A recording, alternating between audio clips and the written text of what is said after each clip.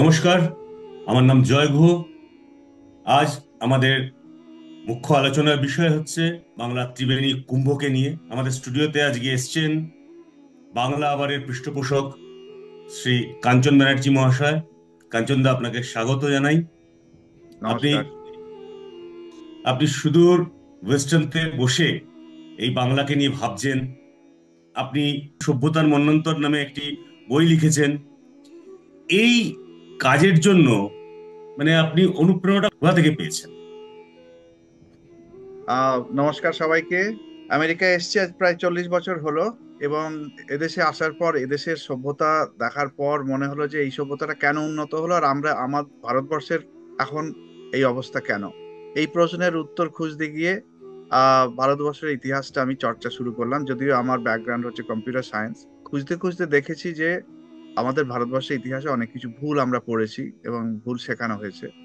তো তখন আমি রিসার্চ করার একটা ফলস্বরূপ আমি অনেকগুলো বই আশা করছি লিখবো। তা প্রথম বইটা লিখেছিলাম সভ্যতার মন্বন্তর, ইংরেজিটা হচ্ছে দি ক্র্যাশ অফ এ সিভিলাইজেশন। তো সেই বইটার পর অনেক আমরা রেসপন্স পেয়েছি আমি, এবং সেটাই আমার মোটিভেশন যে লোকেরা জানতে চাইছেন আরো, যে ভারতবর্ষের ইতিহাস, বাংলার ইতিহাস নিয়ে আরো বেশি জানতে চাইছেন। সেটাই মেনলি আমার মোটিভেশন এখন। রাজুদা, যেমন আমি শুনলাম যে আপনার প্রফেশনাল এটা তো ছিল কম্পিউটার সায়েন্স। তাহলে এই ইতিহাস নিয়ে আপনি কেন পড়লেন? আহ দেখো, একটা চ্যালেঞ্জিং পিরিয়ড দিয়ে আমরা এসেছি। আমাদের ইতিহাসগুলো যারা লিখেছে তারা হয় ব্রিটিশ কলোনিয়াল ছিল, ইম্পেরিয়ালিস্ট, তারা নিজের মতো করে ইতিহাস লিখে গেছে। স্বাধীনতা পরবর্তীকালে দেখা গেছে যে যারা মার্কসিস্ট বিচারধারা বিশ্বাস করে, যারা সেই ধরনের সকল ঐতিহাসিকরা আমাদের ইতিহাস লিখেছে। তারপরে আবার এর মধ্যে আবার ইসলামিস্টরা ঢুকে গেছে, সো নিজের নিজের মতো করে সবাই ইতিহাস লিখতে শুরু করেছে। তো এখানে ঐতিহাসিকদের মধ্যে যদি যদি আমার যদি ডিগ্রি না থাকে ইতিহাসে, আমার সেখানে ঢোকা খুব মুশকিল। তো এই সায়েন্স মানসিকতা নিয়ে আমি এসেছি, যে ইতিহাসকে জানবো বিজ্ঞানের মনোবৃত্তি দিয়ে। এটাই মেইন রিজন। ভারত আর বাংলাদেশের ইতিহাস কি সঠিকভাবে আমরা জানি না, সঠিকভাবে লেখা হয়েছে? না, সেটাই তো মেইন, যেটা আমাদের চ্যালেঞ্জ এখন, যে ভারতবর্ষের ইতিহাসের মানে 47 সালের পর আমরা আশা করেছিলাম যে ব্রিটিশরা যে ইতিহাসটা লিখে গেছিল, ব্রিটিশরা যে ইতিহাস লিখেছিল তাদের নিজেদের বড় করার জন্য এবং ভারতীয়দের ছোট করার জন্য, ভারতীয়দের বিভাজিত করার জন্য যে ইতিহাস লিখেছিল, সেই ইতিহাসটাই চলে এসছে। এবং কয়েকজন খুবই নামকরা ঐতিহাসিক, যারা কিনা যদুনাথ সরকার, রাখাল দাস বন্দ্যোপাধ্যায়, এরকম বহুজনকে পরবর্তীকালে তাদের ইতিহাস চর্চার তাদেরকে মোটামুটি পাশে সরিয়ে রাখা হয়েছে, এবং মার্কসিস্টরা এখানে ঢুকে পড়েছে। তার ফলে ওই আসল ইতিহাসটার আমরা চর্চাটা কমে গেছে। তো আবার একটা নতুন ঢেউ এসছে, আমার মতো অনেকেই এখন কোয়েশ্চেন করতে শুরু করেছে, যার ফলে ইতিহাস, বাংলার ইতিহাসও তাই হয়েছে। বাংলার ইতিহাসে আরেকটা প্রবলেম ছিল, বাংলার ইতিহাস 1250 সালের পর থেকে প্রায় 150 বছরের ইতিহাসের খুব একটা পাওয়া যায় না। এই যে একটা মানে একটা ডার্ক পিরিয়ড, বখতিয়ার খিলজির সৈন্যরা যখন আহ বাংলায় প্রবেশ করে, সেই সময় প্রচুর ধ্বংসলীলা হয়, এবং সেই সময় তারপর থেকে ডকুমেন্টেশনও আমরা পাই না খুব বেশি। বাংলার ইতিহাসের কোন দিকটা আমরা ঠিক জানি না, মানে কোন দিকটার ঠিকমতো তথ্য নেই? এই যে শাসনকাল, এই সময় অনেক কিছু ইতিহাস লুপ্ত হয়ে গেছে।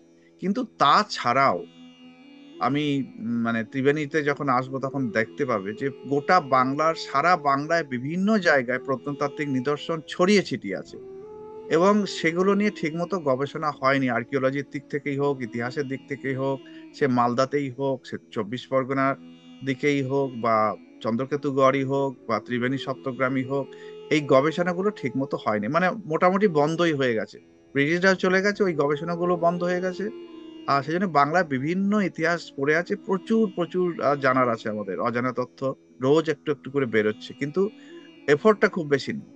ত্রিবেণী কুম্ভ আপনি শুরু করেছিলেন 2022-এ, আপনি শুরু করেছেন।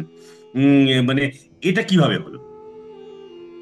ত্রিবেণী কুম্ভ যেটা আমরা শুরু করেছি, আমি শুরু করেছি বলে ভুল হবে।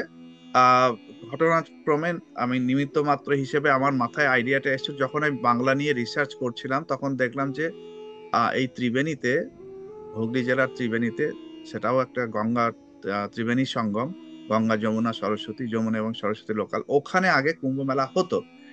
এটা যখন খবর পেলাম, কুম্ভ মেলা হিসেবে হতো কিনা সেটা একটু কোয়েশ্চেন আছে। এটা মাঘী সংক্রান্তি স্নান হিসেবে হতো, এবং সেটাও প্রয়াগেও এবং অন্যান্য জায়গায় যেখানে কুম্ভ হয়, সেই কুম্ভ শব্দটা একটু অত প্রাচীন ভাবে ইউজ করা খুঁজে পাওয়া যায় না। তো সেক্ষেত্রে এখানে ওই মেলা হতো, বহু লোক জনসমাগম হতো। গঙ্গাসাগর থেকে ফিরে সাধুরা সব আসছেন ত্রিবেণীতে।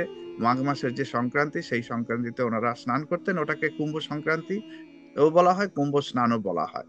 তো এটা যখন আমরা 22 সালে, 21 সালে আমি গিয়েছিলাম ওখানে সপ্তঋষি ঘাট, সেখানে গিয়ে আহ গঙ্গার জল মাথায় নিয়ে ঘাটে বসে যখন হঠাৎ আমার মনে হলো, মুখ থেকে বেরিয়ে গেল যে এবার থেকে আমরা এবার কুম্ভ করব এখানে। তারপরে আমাদের ছোট টিম নিয়ে আহ শুরু করা হয়েছিল সেটা। 2022 সালে কোভিড থাকা সত্ত্বেও আমরা কুম্ভ মেলা করেছিলাম ত্রিবেণী সপ্তর্ষি ঘাটে। কুম্ভ ব্যাপারটা আসলে কি? কুম্ভ আম, কুম্ভ কথাটা মানে হচ্ছে ঘটি বা ঘড়া। এইটা হচ্ছে কুম্ভের লিটারাল মানে একটা আক্ষরিক অর্থে। তো কুম্ভ যা কি সেটা বোঝাতে একটুখানি পিছনের দিকে যেতে হবে। আহ হুম। আমাদের পৌরাণিক মতে, যখন দেবাসুরের সংগ্রাম হয়েছিল, দেবাসুররা যখন সমুদ্র মন্থন মন্থন করছিল, সমুদ্র মন্থনের সময় আহ কিছু গরল বেরিয়ে আসে এবং এবং অমৃত বেরিয়ে আসে। তো গরল যখন বেরিয়ে আসে, সেই আমরা সবাই জানি এই গল্প, যে মহাদেব সেই বিষ পান করে নিয়েছিলেন এবং তার জন্য তার গলাটা নীল হয়েছিল, তার জন্য তার নাম নীলকণ্ঠ। এবার অমৃত বেরোচ্ছিল, অমৃত আসার পর অমৃত দেব এবং দানবরা কাড়াকাড়ি করতে শুরু করে এবং সেই সময় কিছু অমৃত মর্ত দেশে কয়েক জায়গায় পড়ে। সেটা হচ্ছে চারটে, যেখানে কুম্ভ, মহাকুম্ভ বা অর্ধকুম্ভ হয়, হরিদ্বার, নাসিক, এই সমস্ত 4 জায়গায়, আহ প্রয়াগরাজ এবং, তো এখানে যে কুম্ভগুলো হয় তার সঙ্গে এই 4টে জায়গার উল্লেখ করা আছে। কিন্তু আম, তাহলে হুগলির ত্রিবেণীতে কি অমৃত পড়েনি? আমার মতে বলে যে অমৃত গোটা ভারতবর্ষেই পড়েছে। তার জন্য গোটা ভারতবর্ষই একটা আমাদের অমৃতের দেশ। কুম্ভের যেটা আর একটা দিক হলো, সেটা হলো জ্যোতিষ মতে এই কুম্ভ মেলা হয়। জ্যোতিষ মতে কিরকম না, এর সঙ্গে 3টে গ্রহের একটা সম্পর্ক রয়েছে। বৃহস্পতি গোটা সূর্যের চারিদিকে যে ওনার যে গতিপথ, সেটা 12 বছর লাগে বৃহস্পতি আসতে। তো 12 বছর পর পর বৃহস্পতি যখন ফিরে এসে এক একটা রাশিতে যায়, অর্থাৎ কনস্টেলেশনে, সেই রাশি অনুযায়ী কোথায় কুম্ভ হবে, অর্ধকুম্ভ হবে না পূর্ণ কুম্ভ হবে, সেটা ঠিক হয়। তো যখন প্রয়াগরাজে যায়, যেটা এবার হচ্ছে, প্রয়াগরাজে যখন আহ সূর্য মকর রাশিতে আসেন, অর্থাৎ আহ, পৌষ মাসের যে সংক্রান্তি, সেই সময় সূর্যদেব মকর রাশিতে প্রবেশ করেন এবং জুপিটার অর্থাৎ বৃহস্পতি তখন বৃষভ রাশিতে প্রবেশ করেন। এই রকম যখন মুহূর্ত হয়, তখন প্রয়াগে কুম্ভ হয়। হরিদ্বারে যেমন, যখন আহ বৃহস্পতি কুম্ভ রাশিতে যান সেই সময়, এবং সূর্য মেষ রাশিতে যান সেই সময় হরিদ্বারে হয়। নাসিকে হয় যখন বৃহস্পতি সিংহ রাশিতে যান। আর উজ্জয়নে হয় যখন বৃহস্পতি সিংহ রাশি এবং আহ সূর্য তখন এরিসে যান, অর্থাৎ মেষ রাশিতে। সেই সময় আহ এই 4 জায়গায় এইভাবে গণনা করা হয় যে এই 4 জায়গায় কুম্ভ করা হবে। বাংলা ত্রিবেণী কুম্ভ হয়তো এরকম কোনো কানেকশন ছিল, যখন যেহেতু ত্রিবেণীকে দক্ষিণ প্রয়াগ বলা হয়, যেমন প্রয়াগরাজকে উত্তর প্রয়াগ এবং যুক্ত বেনি বলা হয়। ত্রিবেণী হুগলিতে যে কুম্ভ, সেখানটাকে বলা হয় মুক্ত বেনি, অর্থাৎ 3টে নদী, মানে গঙ্গা থেকে 2টো নদী আলাদা হয়ে গেছে, মানে মুক্ত হয়ে গেছে বেনি। অন্য নদী দুটো, যমুনা নদী এখন শুকিয়ে গেছে, সরস্বতীও মৃতপ্রায়, কিন্তু সঙ্গম স্থল রয়েছে যেখানে ত্রিবেণী সপ্তর্ষি ঘাটের পাশে, সেখানে সরস্বতী এবং যমুনা ওপারে সঙ্গম স্থল আছে। সূর্যদেব আহ মকর রাশি থেকে কুম্ভ রাশিতে যান। মকর রাশি থেকে কুম্ভ, যেটা যে ক্যাপ্রিকন থেকে অ্যাকুয়ারিয়াস, যেটা ইংরেজিতে বলা হয়, সেই সময় মাঘী সংক্রান্তি হয়। সেই দিনটা কুম্ভ সংক্রান্তি বলে পরিচিত, যেহেতু কুম্ভ রাশিতে সূর্যদেব প্রবেশ করছেন এবং সেই দিনটাই হচ্ছে কুম্ভ স্নানের দিন, যেটা একদিনের কুম্ভ, এবং সেটা সারা ভারতবর্ষে যে কোনো জায়গায় মানুষ স্নান করে। এবং এমনকি প্রয়াগেও যখন মহাকুম্ভ থাকুক না থাকুক, প্রয়াগে প্রত্যেক বছর এই অনুকুম্ভ বলা হয় অথবা ছোট কুম্ভ, এটা ওই দিনে মাঘী সংক্রান্তির দিনে পালিত হয়, প্রয়াগরাজে হয়, যেটা আমরা ত্রিবেণীতে 2022 সালে শুরু করেছি, 25 সালেও হবে। এবছর প্রয়াগরাজে পূর্ণ কুম্ভ হবে। তো ত্রিবেণী কুম্ভ আর এই প্রয়াগ কুম্ভর মধ্যে তফাৎটা কি? হুগলি জেলার ত্রিবেণী তাকে বলা হয় দক্ষিণ প্রয়াগ, আর প্রয়াগরাজ, উত্তরপ্রদেশের যে প্রয়াগরাজ তাকে উত্তর প্রয়াগ বলা হয়। তো সৌভাগ্যক্রমে এবছর, অর্থাৎ 2025 সালে, আগামী 25 সালে আহ, যে কুম্ভ অনুষ্ঠিত হচ্ছে প্রয়াগে, সেটা প্রয়াগে তো বেশ কিছুদিন ধরে অনুষ্ঠান হতে থাকে, যেটা পৌষ সংক্রান্তি থেকে শুরু হয় এবং মাঘী সংক্রান্তির পরেও চলতে থাকে, মানে কয়েক সপ্তাহই চলে। আর ত্রিবেণীতে সেক্ষেত্রে আমরা যেদিন আহ মাঘী পূর্ণিমা, মাঘী সংক্রান্তি, সেই দিন আমরা ত্রিবেণীতে এই অনুষ্ঠান করছি। ত্রিবেণীর বিশেষ কোনো মাহাত্ম্য আছে? হ্যাঁ, এই এই যে আমাদের যে হুগলির ত্রিবেণী, হুগলির ত্রিবেণীর যে ইতিহাস সেটা আমরা ভুলে গেছি। এবং পাশেই আছে সপ্তগ্রাম অথবা আদি সপ্তগ্রাম, যেটাই বলুন। ত্রিবেণীতে কথিত আছে যে মঙ্গল কাব্য বা বিভিন্ন বাংলা সাহিত্যে এবং অন্যান্য সাহিত্যেও পাওয়া যায় যে এইখানে সপ্ত ঋষির ঘাট আছে। সেই সপ্ত ঋষির ঘাটে 7জন ঋষি তারা তপস্যা করেছিলেন, এবং সেই সুবাদে এই ঘাটটার নামই হচ্ছে সপ্তর্ষি ঘাট। এই কুম্ভতে বাংলা আবারের ভূমিকাটা কি? বাংলা আবার প্রত্যেক বছর যে কুম্ভ আহ, যে প্রোগ্রাম হয়, সেখানে আহ, আহ, বাংলা আবার যে সাংস্কৃতিক অনুষ্ঠানটা হয়, সেখানে বাংলা আবার থেকে আমরা এই সাংস্কৃতিক অনুষ্ঠানটা করি। এই কুম্ভ পরিচালনা করা হয় ত্রিবেণী কুম্ভ পরিচালনা সমিতি নামক সংস্থার দ্বারা, যেটা সাধুদের সংস্থা, এবং সেখানে লোকাল মিউনিসিপ্যালিটি এবং লোকাল প্রশাসন সবাই সহায়তা করেন। বাংলা আবার এখানে কালচারাল প্রোগ্রামটা মোটামুটি আমরা সাহায্য করি, যাতে খুব ভালো একটা সাংস্কৃতিক অনুষ্ঠান হয়। এই দীর্ঘ এই আলোচনার মধ্যে বারবার একটা উঠে এসছে কথা, সপ্তগ্রাম। তো এই সপ্তগ্রামের ইতিহাসটা কি? সপ্তগ্রামে যাবার আগে একটা ইতিহাস বলে নেওয়া উচিত। ভারতবর্ষের বেশ কিছু বন্দর ছিল, যে বন্দরগুলি থেকে সারা পৃথিবীতে বাণিজ্য হতো। কারণ ভারতীয় সভ্যতার উন্নতির পিছনে অনেকগুলো কারণ ছিল। ভারতীয় সভ্যতা পৃথিবীর মধ্যে সব থেকে বড় উন্নত সভ্যতা ছিল। এমনকি ব্রিটিশরা আসার আগে অব্দি আমাদের যা সম্পদ ছিল, ব্রিটিশরা যা লুট করেছে, তার আগে আহ বহিরাগত যারা এসেছিল তারা সব লুট করেছে। তো তার মেইন কারণ ছিল যে আমরা বাণিজ্যে খুব পটু ছিলাম, সারা পৃথিবীতে বাণিজ্য করতাম, এবং বাণিজ্যে পটু হওয়ার পিছনেও কারণ ছিল আমরা ম্যানুফ্যাকচারিং করতে পারতাম, আমরা তৈরি করতে পারতাম বহু জিনিস। বহু জিনিস তৈরি করতে পারতাম কেন? আমাদের বহু শিক্ষা শিক্ষায়তন ছিল, ইউনিভার্সিটি, কলেজ, গোটা ভারতবর্ষ জুড়ে বিভিন্ন রকমের শিক্ষায়তন ছিল, যেগুলো নষ্ট হয়ে যায়, যেমন নালন্দা একটা উদাহরণ, এবং বাংলাতেও অনেক ছিল। তো এই একটা বড় বন্দর ছিল, গোটা পৃথিবীর এশিয়ার মধ্যে সব থেকে একটা বড় বন্দর ছিল তাম্রলিপ্ত, যেটা এখন তমলুক।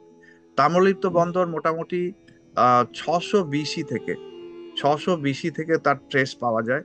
এবং মোটামুটি খ্রিস্ট 700 সাল, সেই সময় অবধি তাম্রলিপ্ত খুবই বিখ্যাত ছিল। কিন্তু আস্তে আস্তে পলিমাটি পড়ার জন্য তাম্রলিপ্ত বন্দরটি আস্তে আস্তে বন্ধ হয়ে যায়। তখন সেই তাম্রলিপ্ত বন্দর থেকে মুখ ঘুরিয়ে, সেটা রূপনারায়ণ নদী ছিল, এখানে আমাদের ত্রিবেণী, যেটা গঙ্গা, এবং এখানে আরো যেগুলি নদী ছিল ওখানে, সেই সমস্ত নদী মিলে এখানে একটা বন্দর তৈরি হয়। তার নাম ছিল সপ্তগ্রাম। সপ্তগ্রাম মানে আদি সপ্তগ্রাম, সেখানে 7টি গ্রাম ছিল। এবং এই সপ্তগ্রাম পৃথিবীর মানচিত্রে একটা বিশেষ জায়গা ছিল, যেখানে বহু কিছু জিনিস তৈরি হতো, কারিগররা এবং শিল্পীরা বানাতেন। আম, এমনকি দুটো বিশেষ উল্লেখ্য, পিতলের বা অন্যান্য জিনিস যেগুলো সারা পৃথিবীতে আমরা রপ্তানি করতাম ভারতবর্ষ থেকে, সেগুলো তো হতোই। তাঁতের কাজ বা কটনের কাজ এবং সিল্কের কাজ খুবই বিখ্যাত ছিল। যে মসলিন আমরা যেটাকে বলা হয়, সারা পৃথিবীতে খুব তার চাহিদা ছিল, যে মসলিন একটা আংটির মধ্যে ঢুকে যেত, 10 গজ হুম, হুম, হুম, হুম, হুম, মসলিন। এই এই ধরনের কাপড় তৈরি হতো, যেমন শান্তিপুর এখনো আছে, সেটা এখানেই হতো সপ্তগ্রামে। সপ্তগ্রাম যখন 1295 থেকে 1300 সালের মধ্যে আক্রান্ত হয়, তখন এই সমস্ত শিল্পীরা এবং মানে যারা ট্রেডার এবং যারা আহ মানে ব্যবসায়ী ছিলেন, সবাই হয় মারা যায়, না হয় তারা পালিয়ে অন্য কোথাও যায়। তাদের কিছু লোক ঢাকাতে চলে যায় এবং ওখানে গিয়ে নতুন করে শুরু করে। সপ্তগ্রাম এত ধনী একটা জায়গা ছিল যে মুঘল রাজ মানে যারা তখ্তে ছিলেন তাদেরও খুব লোভনীয় জায়গা ছিল এই জায়গাটা দখল করা। তো ওই মোটামুটি 1295 থেকে 1350-এর মধ্যে এই জায়গাটা হাতছাড়া হয়ে যায়। মানে লোকাল হিন্দু রাজারা অনেক চেষ্টা করেও রাখতে পারেনি সেসব দিকগুলো। এরকম এই সূত্রে মানে আমরা জানি যে কত আমাদের এরকম ইতিহাস হারিয়ে গেছে। আহ তার তার মধ্যে সপ্তগ্রাম তো একটা আছেই, আরো অনেক ইতিহাস আমাদের হারিয়ে গেছে। দাদা, শুনলাম ত্রিবেণীতে একটা মিউজিয়াম করার প্ল্যান চলছে, একটা কথা চলছে, এই ব্যাপারে যদি কিছু বলেন। যেটা আমরা বলছিলাম যে বাংলার ইতিহাস নতুন করে চর্চা শুরু করা, আমরা যদি একটা ওখানে মিউজিয়াম এবং রিসার্চ সেন্টার করতে পারি ত্রিবেণীতে, তাহলে পরে এই অঞ্চলের ইতিহাসটা আবার আমরা খুঁজে পাবো। এখানে নানা জায়গায় ত্রিবেণী, বাঁশবেড়িয়া, ব্যান্ডেল, এই সমস্ত চুঁচুড়া, এই সমস্ত জায়গায় প্রচুর প্রত্নতাত্ত্বিক নিদর্শন এবং ঐতিহাসিক নিদর্শন বিভিন্ন জায়গায় ছড়িয়ে ছিটিয়ে আছে। কোনো কোনো জিনিসটা ব্যক্তিগত, বা কোনোটা রাস্তায় পড়ে আছে, কোনোটা মন্দিরের মধ্যে রাখা আছে। প্রচুর, অ্যাটলিস্ট 100 থেকে 200 এরকম আর্টিফ্যাক্টস ছড়িয়ে ছিটিয়ে আছে। তো আমরা ইন্ডিয়ান মিউজিয়াম, যেটা কলকাতার ভারতীয় জাদুঘরের সহায়তায়, আমরা চেষ্টা করছি যে ত্রিবেণীতে একটা মিউজিয়াম করার। আমরা কিছু সেমিনার এবং এক্সিবিশনও করেছি। তো এই মিউজিয়ামটা যদি হয়, আমরা ওখানে একটা পার্মানেন্ট রিসার্চ সেন্টারও তৈরি হবে। চেষ্টা চলছে খুবই, যাতে এই কুম্ভের সময় ওটাকে উদ্বোধন করা যায়। কাজ চলছে। দাদা, এবারের কুম্ভ কবে হচ্ছে?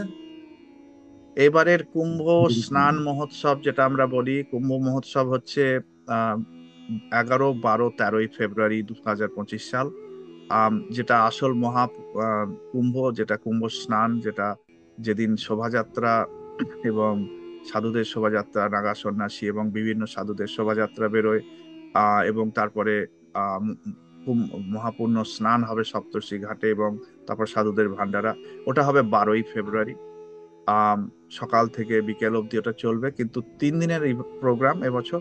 11, 12, 13ই ফেব্রুয়ারি ত্রিবেণী সপ্তর্ষি ঘাট, ত্রিবেণী আর ক্যাম্প বলে একটা জায়গা আছে গঙ্গার ধারে, এবং ওখানে একটি স্পোর্টিং ক্লাবের মাঠ আছে। এই 3 জায়গা মিলে এই এবারকার ত্রিবেণী কুম্ভ মহোৎসব হবে। এবং আমরা আশা করছি বহু মানুষ এবার আসবেন।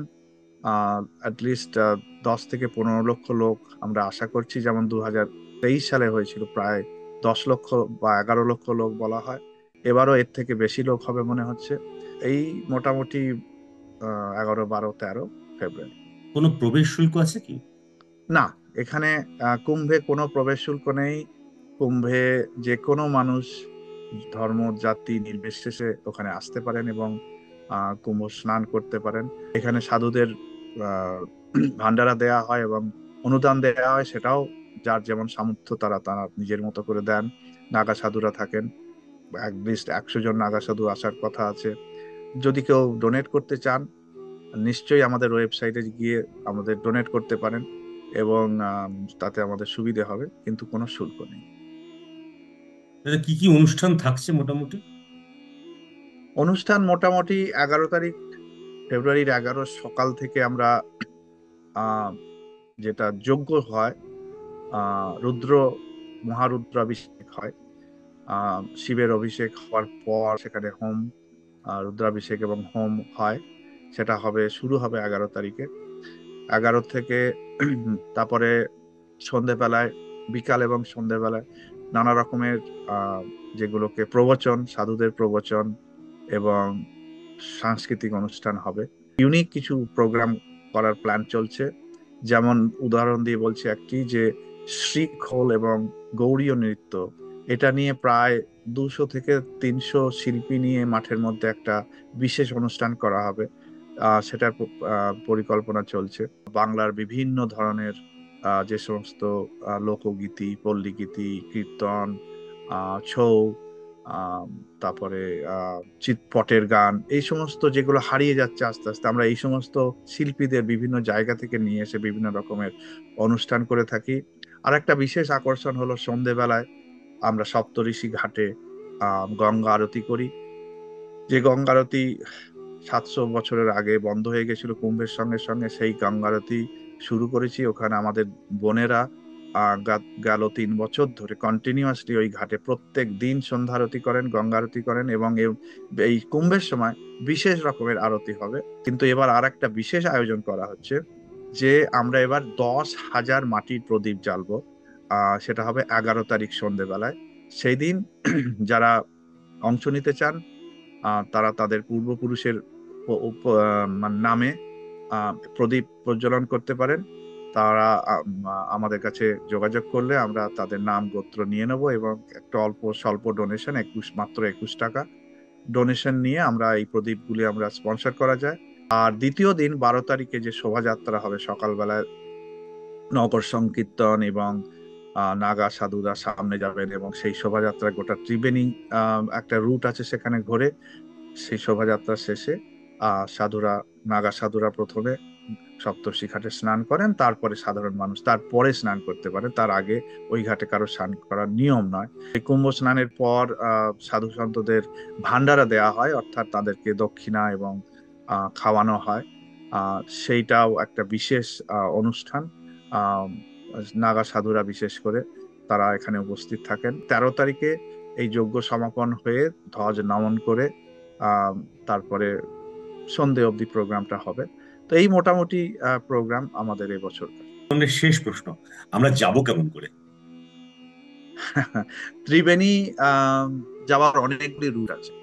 ট্রেনে বিশেষ করে Tribeni, Bansberia station, Kalyani station, Chuchura station বা ব্যান্ডেল, বিভিন্ন জায়গা থেকে নেমে পায়ে হেঁটেও অনেকটা যাওয়া যায়, কিন্তু ওখানে লোকাল অটো টোটো নিয়ে যাওয়া যায়। আর গাড়ি করে তো যাওয়াই যায়, যে যারা ব্যক্তিগত গাড়ি নিয়ে যেতে চান। কিন্তু কুম্ভের সময় ভিতরে গাড়ি প্রবেশ প্রায় বন্ধ হয়ে যাবে। বিশেষ পারমিশন ছাড়া ওখানে গাড়ি নিয়ে ঢোকা মুশকিল হবে। কারণ আমরা ক্রাউড ম্যানেজমেন্টের একটা ব্যাপার আছে। বিশেষ করে 12 তারিখে কোনো গাড়িকেই ঢুকতে দেওয়া হবে না ওখানে, ওই জায়গায় যেখানে কুম্ভ মেলা হবে। কিন্তু আপনারা ট্রেনে, বাসে এবং অন্যান্য মানে অটো টোটো নিয়ে বিভিন্ন ভাবে ওখানে যেতে পারবেন। আর কুম্ভের একটা ইতিহাস, মানে আপনারা হয়তো জানেন যে মহাকবি তুলসীদাস, যিনি আহ জন্মেছিলেন 1511 সালে, এবং 111 বছর উনি বেঁচেছিলেন। তুলসীদাস তিনি রামচরিতমানস তিনি অবধি ভাষায় লিখেছিলেন এবং ট্রান্সলেট করেছিলেন সংস্কৃত মূল বাল্মীকি রামায়ণ থেকে। এবং হনুমান চল্লিশা ওনার লেখা। সেই তুলসীদাসের একটা অংশ না পড়লেই নয়, যেটা উনি এই প্রয়াগ কুম্ভের কথা উনি রামায়ণে লিখেছেন, যে ভরদ্বাজ মুনি বসহি প্রয়াগা, তিন্নহি রামপদ অনুরাগা। তারপরে উনি বলছেন যে, অর্থাৎ এখানে আহ ভরদ্বাজ মুনি এখানে প্রয়াগে বাস করেন, এবং তিনি রামের প্রতি প্রচন্ড ডিভোটেড। তো সেখানে পরে তিনি বলছেন যে, মাঘ মকর গত রবি জব হই, মানে আমি যেটা আগে বলছিলাম, মাঘ মাসের শুরুতে অর্থাৎ পৌষ মাসের শেষে মকরাগত রবি, রবি যখন মকর রাশিতে প্রবেশ করেন, যেটা মহাকুম্ভে হয়, जब होई तीर्थ नहीं अब सब कोई, देव दनुज किन्नर नर শ্রেণী, সাদর মঞ্জহি সকল ত্রিবেণী। উনি বলছেন যে এই কুম্ভের সময় কারা আসেন স্নান করতে? দেব, দনুজ, কিন্নর, নরশ্রেণী, সবাই এখানে স্নান করেন। তার মানে শুধু মানে মানুষগণ নয়, অদৃশ্য যারা আমাদের চোখে পড়ে না, পার্থিব চোখে, তারাও ওখানে এই কুম্ভের পূর্ণ স্নানে আসেন, যেখানেই কুম্ভ হয়। তো এইটুকুই বলার, আপনাদের সবাইকে আমরা ত্রিবেণী কুম্ভ এবং বাংলা আবার থেকে আমন্ত্রণ জানাই। এবারের কুম্ভে যারা প্রয়াগ যেতে পারবেন, উত্তর প্রয়াগ যাবেন, তারা তো যাবেনই। যদি যানও এবং না যান, তাহলে আপনার অপশন এখানে রয়েছে ত্রিবেণীতে যে কুম্ভের প্রয়াগ, দক্ষিণ প্রয়াগ, সেখানে আসুন। সেখানে সাধুদের আশীর্বাদ নিন, তাদের পদার্পণ হবে, এবং সেখানে সাধুরা স্নান করবেন, তাদের পুণ্য ধুলি পদধূলি পড়বে। এই কুম্ভে আসলে আমাদের ত্রিবেণী তথা পশ্চিমবঙ্গ তথা ভারতবর্ষের একটা আধ্যাত্মিক শক্তি স্ফুরণ হবে এবং ব্যক্তিগতভাবে আপনারা অনেক পুণ্য অর্জন করতে পারবেন এই ত্রিবেণী কুম্ভে এসে। আমাদের ওয়েবসাইট হলো tribeni kumbho.org, TRIBENIKUMBHO.org। ওখানে গেলে ডিটেলস পাবেন, পুরো প্রোগ্রাম ওখানে দেয়া আছে। যারা অনুদান দিতে চান ওখানে কিউআর কোড আছে, ব্যাংক ইনফরমেশন দিতে পারেন। এবং আপনাদের আরেকবার আহ সবাইকে স্বাগত জানাবো ওখানে। আশা করি দেখা হবে। অসংখ্য ধন্যবাদ, অসংখ্য অসংখ্য ধন্যবাদ। আমরা নিশ্চয়ই কুম্ভে যাব এবং সেখানে আবার আমাদের একসঙ্গে দেখা করব। নমস্কার। নমস্কার। নমস্কার আর নতুন বছরের শুভেচ্ছা সবাইকে।